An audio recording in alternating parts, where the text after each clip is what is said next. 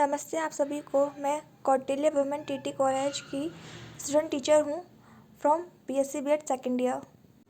आज हम केमिस्ट्री के आयोनाइजेशन पोटेंशियल एनर्जी के बारे में चर्चा करेंगे। Definition: the energy which is required to remove one electron from isolated gaseous atom from its valence shell is known as ionization potential।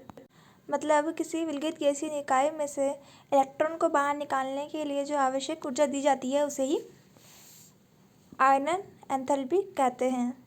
First, ionisation potential energy, amount of energy required to remove the loosely bound electron from an isolated gaseous atom to from a cation.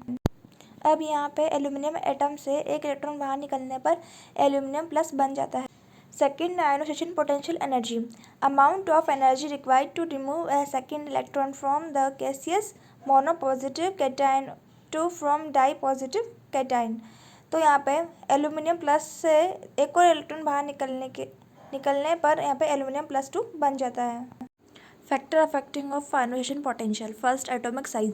Size is direct proportional 1/IP. Higher the value of atomic radius of an atom, lower will be the ionization energy.